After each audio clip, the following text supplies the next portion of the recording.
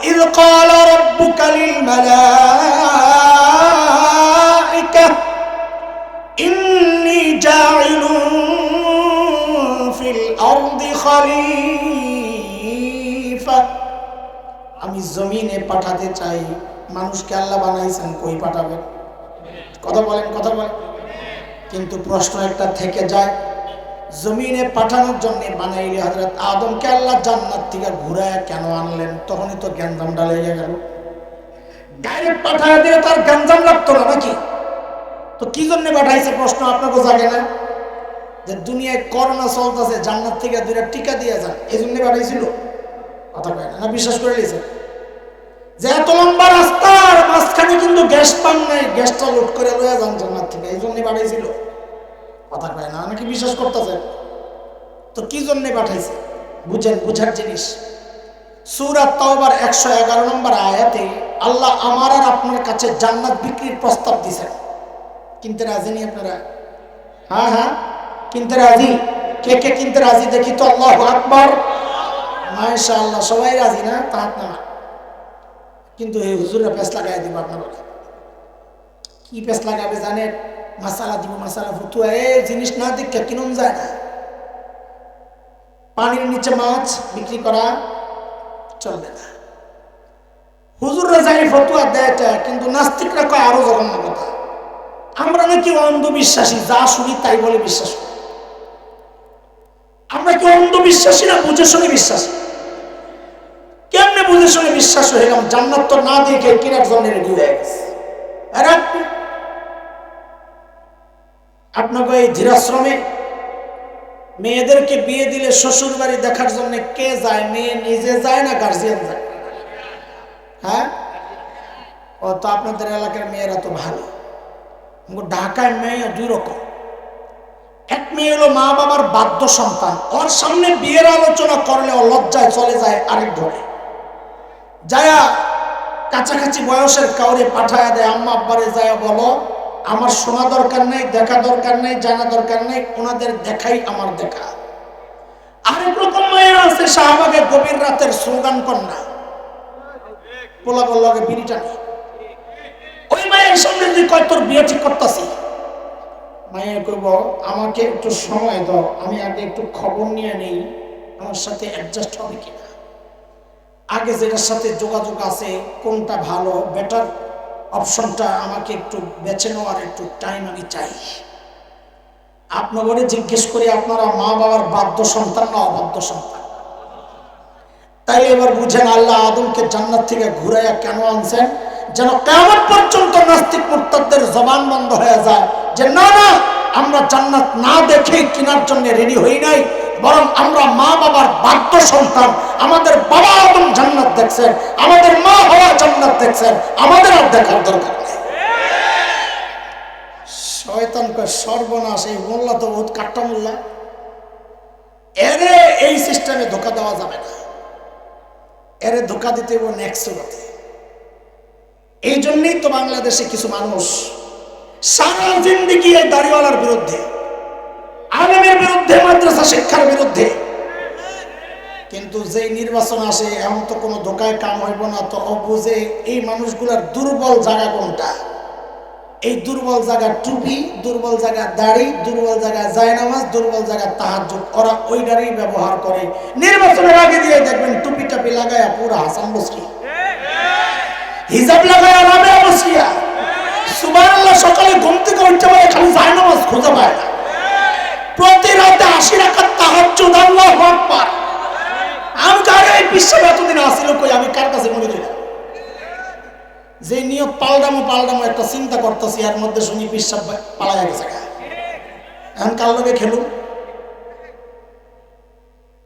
বুঝেন না কিছু? শয়তানও ওইটা শিখছে তো মূলত শয়তান থেকে। শয়তান দেখছে যখন সব রাস্তা বন্ধ, আদমরে ধোকা দেওয়া যাচ্ছে না, শয়তানকে তোমারে ধোকা কেমনে দিতে হবে আমি জানি। তুমি তো ইমানদার, আল্লাহ বিশ্বাস করো, আল্লাহর কথারে খুব মানো, আল্লাহর কসম খাইলে তো তুমি গইলা যাইবা, ইমানি একটা ভাব আনলে তো তুমি কাইট হইয়া যাইবা। তো শয়তান কি কয় শুনে, অকাসামাহুমা ইন্নী লাকুমা লামিনান নাসিহিন।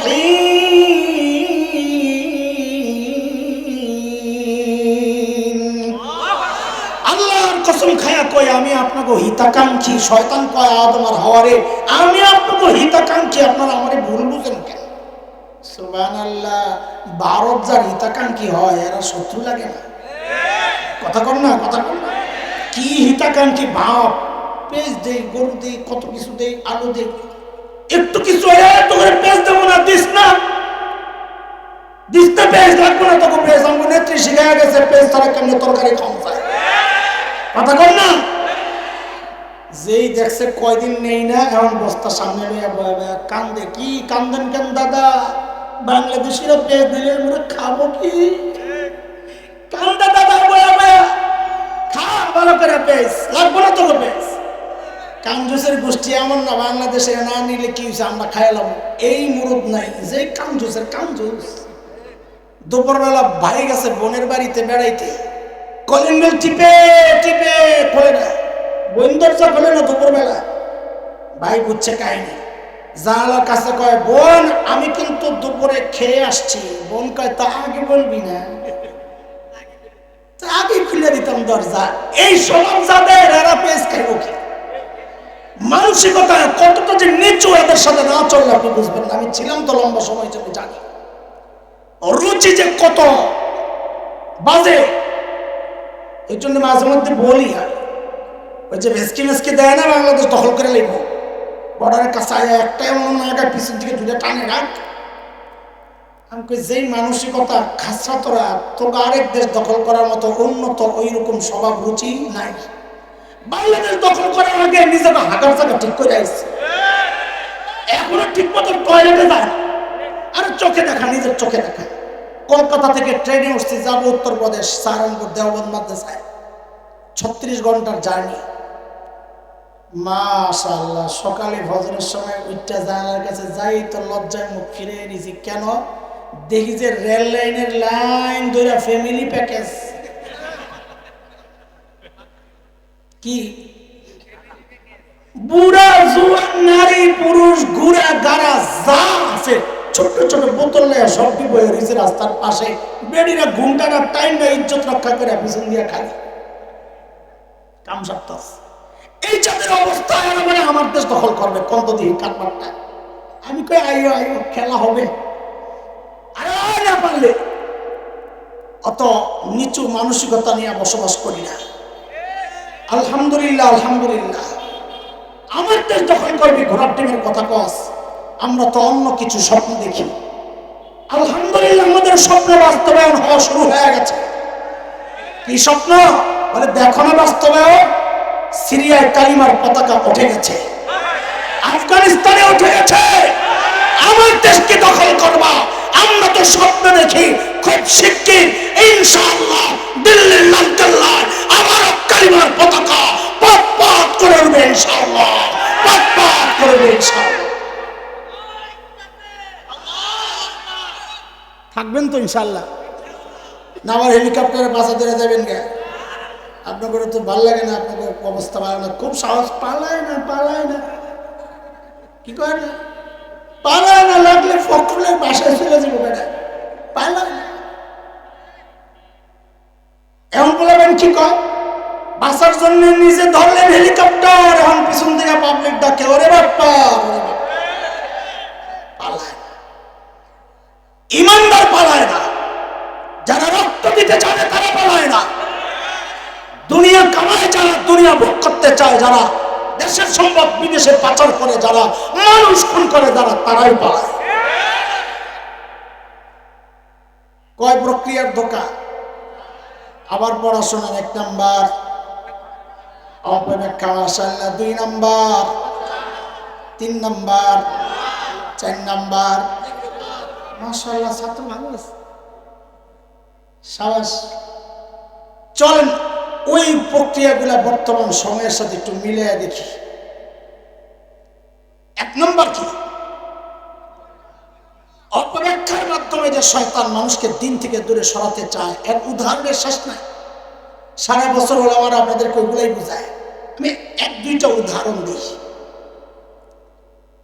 অনেক মাজারে কিছু ভণ্ড প্রতারকরা থাকে, দেখবে সালা বাবা, সব বাবা, শেখর বাবা আছে না, তালা বাবা, জটলা বাবা, লালসাগু, এদের ওই বাপটাই বুঝি। এই যে যেটা বাপ লয় না, বাপটাই কি ভিতরে না এই জিনিসপত্র কিচ্ছু, বাপটাই বুঝি। এক বাপের গল্প শোনা একটা করে, আমরা ছোট তখন, আমার এক বোন থাকে, চাচাতো বোন, চট্টগ্রাম। আমার এক ভাইগনা আছে, আমার ছোটবেলার দুষ্টামির পার্টনার। মামু ভাইগনা যেখানে আপদ নাই সেখানে ওই কালিমা পইরা দুই মামু ভাইগনা বাড়িস।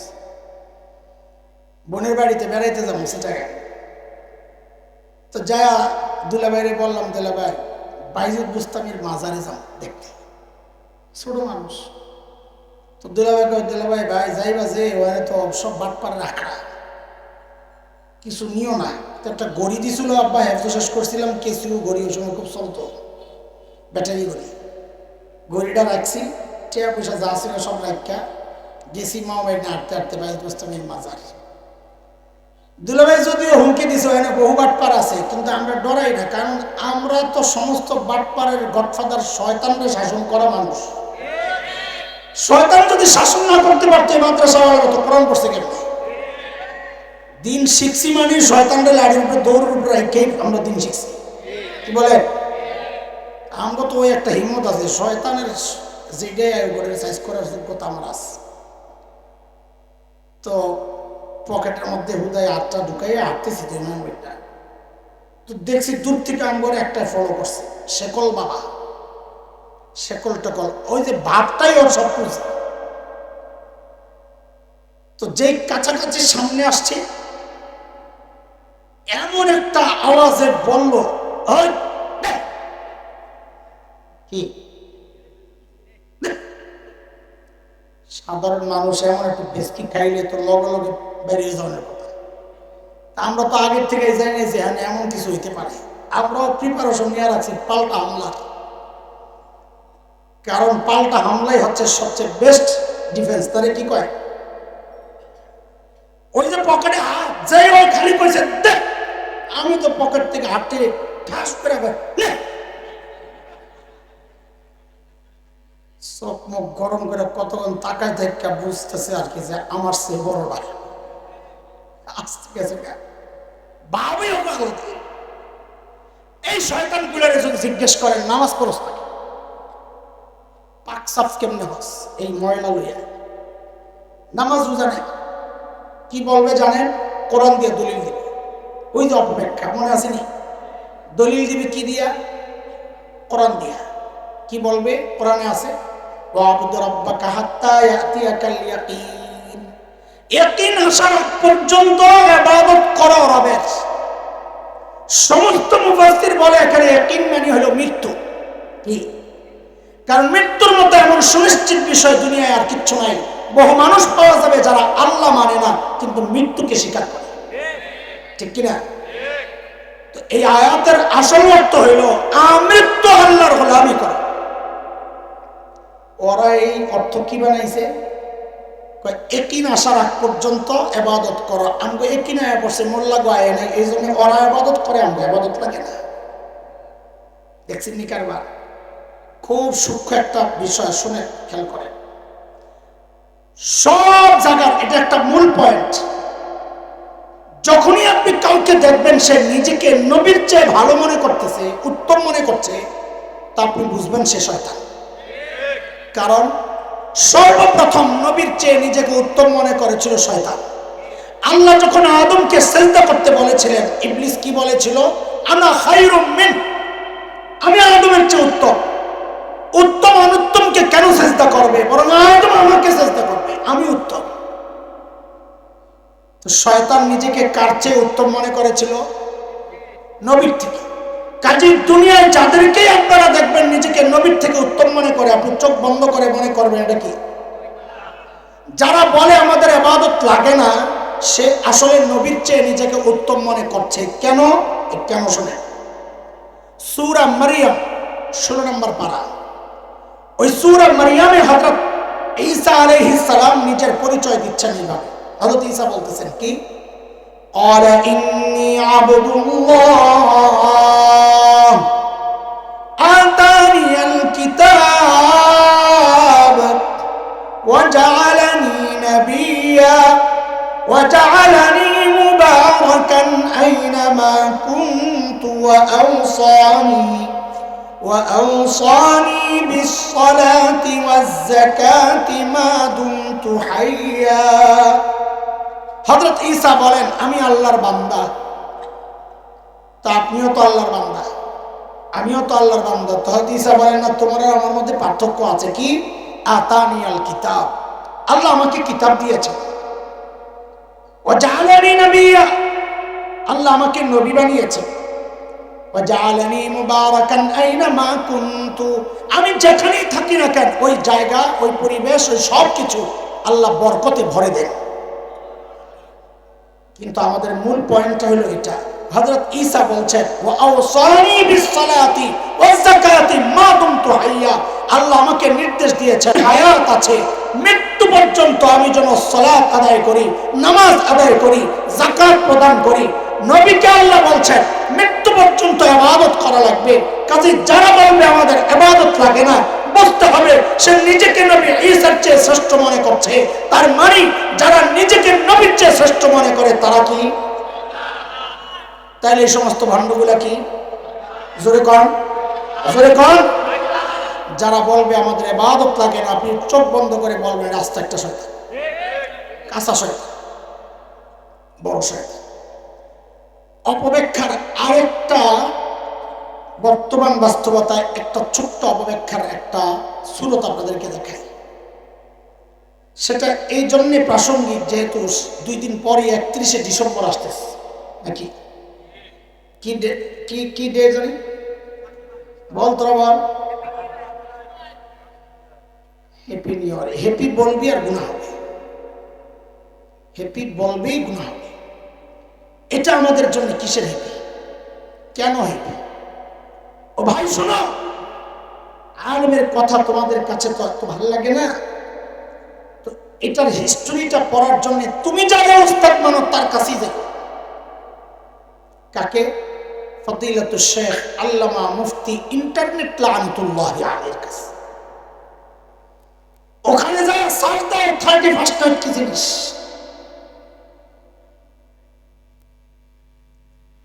কি দিয়া সার্চ দিবা, কি লিখবা? তো আমি সূত্র দিয়ে দিই। ওখানে যায় লিখবা জানুস। হ্যাঁ যুবক খেয়াল করো, কি লিখবা? জে ফর জাপান, জাপান লিখতে JANUS কি হয়? জানুস লেখে সার্চ দিলেই দেখবেন 2 মাথাওয়ালা একটা মূর্তি বেরোস। কয় মাথা?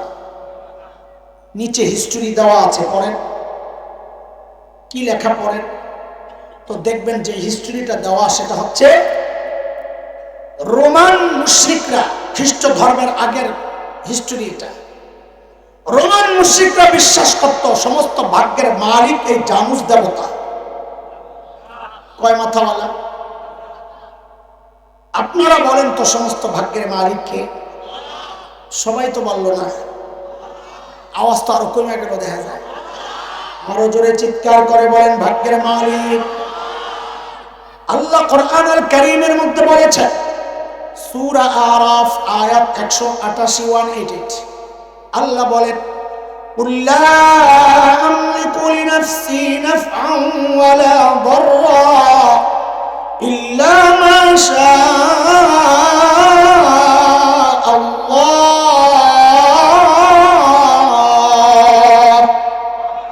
বলেন সব ভাগ্যের মালিক কে বলছেন? কে বলছেন এটা? আর মুশরিকরা কয়, রোমান মুশরিকরা বলে ভাগ্যের মালিক জানুস দেবতা। এই যুবক কি করে একটু শোন। রোমান মুশরিকরা কি করত? ওই যে জানুস দেবতার মুখ কয়টা? একটা পেছনের দিকে, একটা সামনের দিকে। 31 ডিসেম্বর রাত 12টার আগ মুহূর্তে ওরা ওই পিছনের মুখের কাছে যায়া শুকরিয়া আদায় করত, কৃতজ্ঞতা। কেন? ওদের বিশ্বাস এই যে বিগত বছর ভালো ছিল এই পিছনের মুখের বরকতে। নাউজুবিল্লাহ বাড়ি যায় হয়ে বললে হয় না, থাক না, কি দরকার? যেই রাত 12টা বাজত ওরা সামনের মুখের কাছে চলে যেত। আগে করছে শুকরিয়া, কৃতজ্ঞতা, 12টার পর সামনের মুখের কাছে যাওয়া করত প্রার্থনা। ওই প্রথম মুখের কাছে, শুরুর মুখের দিকে, সামনের মুখের কাছে কিসের প্রার্থনা? যেহেতু ওরা বিশ্বাস করে জানুস দেবতা আমার ভাগ্যের মালিক, তো প্রার্থনা করত, ও দেবতা আমার আগামী বছরটা যেন মঙ্গলের যায়, ভাগ্য ভালো যায়, এটা তোমার কৃপায় সম্ভব, আমি তোমার কৃপা দয়া চাই, এই প্রার্থনা করত। ওহ মুসলমানের সন্তানেরা, এটা তো মুশরিকদের একটা কৃষ্টি কালচার, একটা উৎসব, একটা উদযাপন। তুমি মুসলমানের সন্তান হইয়া তুমি কেন তাদের সাথে যায় লাফাও? তুমি কি করলে হ্যাপি বলো, আনন্দের বলো, উৎসবের বলো? আল্লাহর কসম, তুমি যদি বুঝে শুনে এর পরেও যাও তা আসলে ওদের সাথে করতে হবে না। না, যাওয়া যাবে না। প্রতিজ্ঞা করো এইবারের 31শে ডিসেম্বরের উৎসবকে তালাক। আরে ঠিক তো, আমি তালাক দিলাম, তুই ঠিক করলে কি? তুইও কর তালাক। আরো জোরে তালাক। তালাক। কয় তালাক? জীবনে যত বছর আইব প্রতি বছর তালাক। 3 তালাক তো এটা দেয় বউরে, এটারে দিবি প্রত্যেক বছর তালাক। বলেন আল্লাহরে, বলেন আল্লাহ আমরা এর সাথে নেই, বলেন আমরা এর সাথে নেই। ঠিক আছে ইনশাল্লাহ, কোন উৎসবে আমরা যাবো না ইনশাল্লাহ। সেটা গানের হোক, সেটা পটকা ফোটানো হোক, সেটা বোতল মারা হোক, বন্ধু বান্ধব নিয়ে আড্ডা দেওয়া হোক, হই হুল্লোড় করা হোক, চিৎকার চেঁচামেচি করা হোক, রাত জাগা হোক, 31শে ডিসেম্বর কেন্দ্রিক কোন প্রোগ্রামের সাথে মুসলমানের সন্তান যোগ দিতে পারে না, পারে না, পারে না। ঠিক আছে কথা? অপব্যাখ্যা, অপপ্রচার, অপব্যাখ্যা প্রথমটা। এটা তো হলো আরেক ধর্মের কৃষ্টি কালচার, আরেক দেশের। কিন্তু বাংলাদেশে কয়েক বছর থেকে, বিগত কয়েক দশক থেকে এক বয়ান চলতেছে, সেটা হইল বাঙালি চেতনার বয়ান। এটা আরেক অপব্যাখ্যা। নাম দেয় বাঙালি চেতনা, এটা হচ্ছে শয়তানের একটা নতুন প্যাকেট। ভেতরে পুরান জিনিস শিরিক। বলেন ভিতরে, ভিতরে পুরান জিনিস, শয়তানের টার্গেট শিরিক করানো, ভিতরে পুরান জিনিস শিরিক। কেমনে শিরিক কি হুজুর বুঝি না তো, কিছু না বুঝানোর জন্যই তো আমরা জানগা তম করে ফেলাই আরেক বেড়ার লাগে। পাগড়ি দেখতেই কাইতে হয়ে গেছেন, মনে করছেন না বড় হুজুর, অসলে মূর্খ। মূর্খ পাগড়ি পড়ছে, জুব্বা পড়ছে, বয়ান দিতেছে, মনে করছে এই হুজুরের সে ওই হুজুরের সে আর আবার 3 দিন লাগাইছে, এখন বড় মুফতি সাহেব। সিল্লা একটা দিছে, এখন বড় মুফতি সাহেব। আর এই যে মানুষগুলো বছরকে বছর আলেমের কাছে পড়লো, তার কথা তোমার কাছে গ্রহণযোগ্য মনে হয় না। ও হইল ধোঁকাবাজ, তুমি হইলা বোকা। আলেম থেকে বিচ্ছিন্ন হইলে এই সমস্ত ফিতনা থেকে বাঁচা যাবে না দোস্ত। আর এজন্য এই সমস্ত ফিতনাবাজ, সমস্ত ধোঁকাবাজ, সমস্ত প্রতারক, সমস্ত বাতিলের প্রথম টার্গেট এই আলেমরা। কারণ ওরা জানে, আলেমরা সব জানে, আমারে ফাঁসায় দিব, ধরায় দিব। এগুলোর লোক যদি এই বেটাকে সম্পর্ক থাকে, আমি তো সাধারণ মানুষকে ধোঁকা দিতে পারবো না। এই জন্য সমস্ত বাতিলের টার্গেট হচ্ছে ওলামা। এটা পহেলা বৈশাখেও আমাকে আপনাকে দিয়ে নতুন বয়ান দিয়া, অপব্যাখ্যার বয়ান, নাম দিছে বাঙালি চেতনা, আসলে ভিতরে বলে না। আমি 2টা উদাহরণ দিই, তাইলে বুঝবেন। সকালে বৈশাখকে বরণ করা হয় রমনা বটমূলে, জুয়ানদের জানার কথা।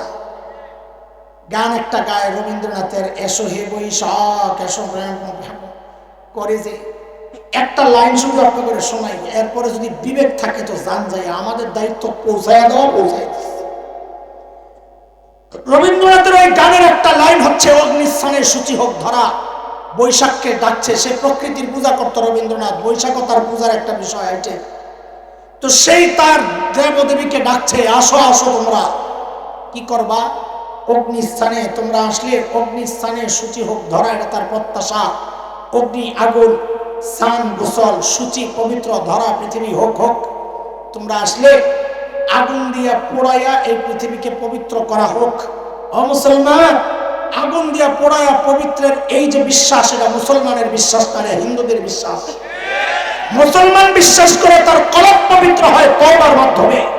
মুসলমান বিশ্বাস করে তার শরীর পবিত্র হয় ওযু আর গোসলের মাধ্যমে, পানি না থাকলে তায়াম্মুমের মাধ্যমে, আগুন দিয়ে পোড়ায়া পবিত্র করে হিন্দুদের বিশ্বাস। এই জন্য তারা তাদের লাশ পোড়ায়া পবিত্র করে। তুমি মুসলমানের সন্তান হইয়া এই বৈশাখী মেলার নামে এই সমস্ত বটমূলে যায় এই গানে অংশগ্রহণ করা, এটা হচ্ছে শয়তানের অপব্যাখ্যার আরেকটা প্রক্রিয়া। ওইটা শেষ। এরপরে আসে চারুকলা ইনস্টিটিউট আছে একটা, ঢাকা ইউনিভার্সিটির শাখা। ওরা একটা মিছিল বের করে, মিছিলের নাম মঙ্গল শোভাযাত্রা। আমি শুনছেন মিছিলের নাম? মানে এই শোভাযাত্রা মিছিলে যারা অংশগ্রহণ করবে তাদের আগামী বছরটা মঙ্গলের যাবে, এটা হইল ওদের বিশ্বাস, এটাই বলতে চায়। কিন্তু বিষয় হইল মিছিলটা হইল মানুষের। মিছিল কার বলেন? মিছিল কার? মানুষের মিছিলের সামনে পেশার মূর্তি কেন? জিজ্ঞেস করছেন কোনদিন কাউরে? জিজ্ঞেস করতে গেলে একটা বয়ান দিবে কি, আপনি জঙ্গি পাকিস্তানপন্থী। এই বয়ান দিয়ে দিয়ে উম্মতকে শিরক করাচ্ছে এই সমস্ত নাস্তিকরা। কেন আমরা এতটা পাগল আর অস্থির হয়ে গেছি যে বাঙালি মুসলমান না বুঝার কারণে অপব্যাখ্যার খপ্পরে পড়ে বাঙালি চেতনার নামে সবগুলা যায় শিরক করতেছে, কারো কোনো খবর নাই। বলে কেমনি হুজুর? কেমনি তো সমস্যা, এই জন্যই তো হুজুররা শত্রু, সব কেমনি যে বের করে দেয়। এই আসলো কেন? পেশা হিন্দুদের বিশ্বাস এটা। ওই যে রোমান মুশরিকরা বিশ্বাস করতো ভাগ্যের মালিক জানুস দেবতা, মনে আছে? হিন্দুদের বিশ্বাস হচ্ছে ভাগ্যের মালিক হচ্ছে মা লক্ষ্মী দেবী। কে কে কে?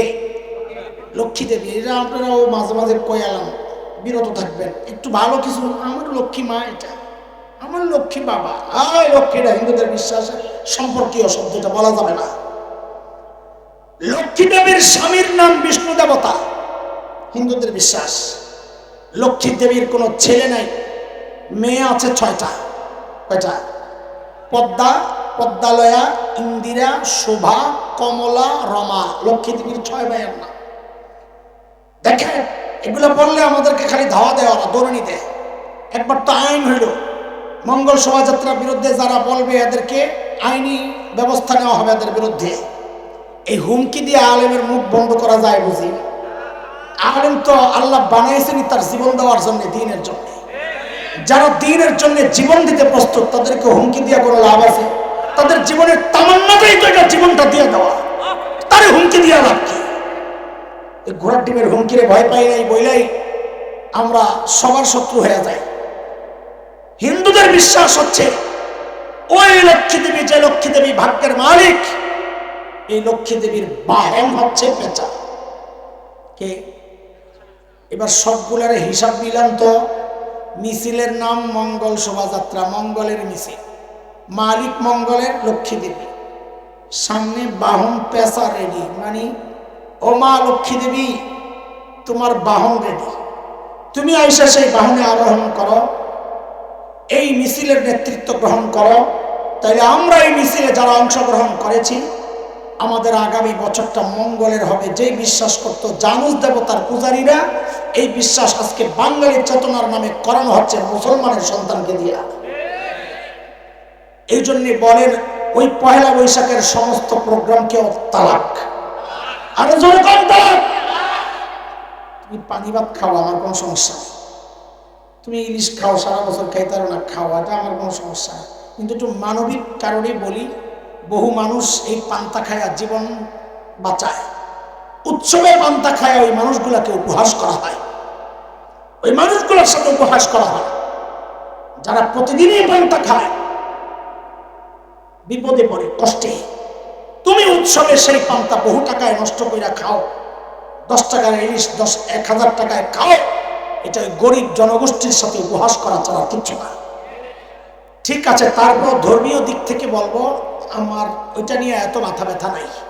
মাথা ব্যথা হচ্ছে মঙ্গল শোভাযাত্রা নিয়ে, মাথা ব্যথা হচ্ছে রামনাঘাট বলে বৈশাখী বরণ যে অনুষ্ঠান, ওইটা নিয়ে।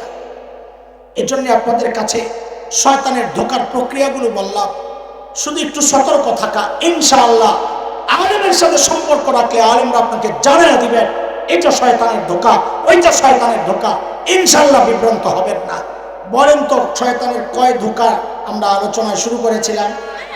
প্রক্রিয়া কয়টা? 1 নাম্বার বলেন, 1 নাম্বার, 2 নাম্বার অপপ্রচার, 3 নাম্বার অপপ্রচার। যে অপপ্রচার বুঝে, ছোট্ট করে বলি, আলেম তার স্ত্রী নিয়ে ঘুরতে যায়, ওইটারে বানা আলেম অন্য পুরুষের বউ লইয়া মস্তি করতেছে, এটা হচ্ছে অপপ্রচার। এটা করেও সাধারণ মানুষকে দিন থেকে দূরে সরানোর চক্রান্ত। কেন? কারণ মানুষ দিন নিবে আলেমের কাছে, আলেমের প্রতি ভক্তি শ্রদ্ধা যদি নষ্ট হয়ে যায়, সে আলেম থেকে দূরে সরে যাবে। এটা হচ্ছে শয়তানের অপপ্রচারের ফসল। বুঝে আসছে? আর মূলা তো দেখছি আমরা, বহু মৌলবী এমন মূলা খাইছে, খাইয়া পেট তো নষ্ট হয়েছে, মাথাও নষ্ট হইয়া মুখ দিয়া কয়া লাইছে শেখ হাসিনা রে আম্বা। কি কয়া লাইছে? এটা হলো ওই মূলার ফসল। এটা কি মূলার ফসল? বুঝেন না কথা আপনারা? আরেক খবিসে কয়া লাইছে, কয় সিজদা জায়েজ হলে হাসিনার সিজদা দন যায় যেত। তোরে পাইলে জুতা দিয়ে পিটান দরকার ছিল, যে জুতা দিয়ে পিটান তোরে জায়েজ হইলে না, তোরে জুতা দিয়ে পিটানটাই জায়েজ। জালিমরে যে মর্যাদা দেয় সে নিজেও জালিম, জালিমকে যারা সাপোর্ট করবে সেও জালিম। আর রইল নেক্সট শুরুতে দোকানে, নেক্সট শুরুতে ধোকার জন্য দেওয়ানবাগির ছবিটা একটু কল্পনা করেন, তাইলেই বুঝবেন নেক্সট শুরুতে ধোকা কারে। বুঝুন না? মানুষ কেন তার কাছে গেছে আমি জানি না, পরে বুঝছি, পেটটা দেখে শান্তি পেত। আল্লাহ দিছে একটা, সুবহানাল্লাহ। বাস আমি আর কথা লম্বা করতে পারছি না, আমার আরো কম সময় দিতে বলছিল, যে পাঠাইছে কোন রকম হাজরা দিয়ে আইসা করেন, ওরা এইভাবেই নিছে। আমি আপনাদের কাছে দোয়া চাই, আমিও আপনাদের জন্য দোয়া করি। সবসময় চোখ কান খোলা রাখবেন, শয়তান যেন আমার ইমানটা খাইয়ে ফেলতে না পারে। এর জন্য সবচেয়ে নিরাপদ জায়গা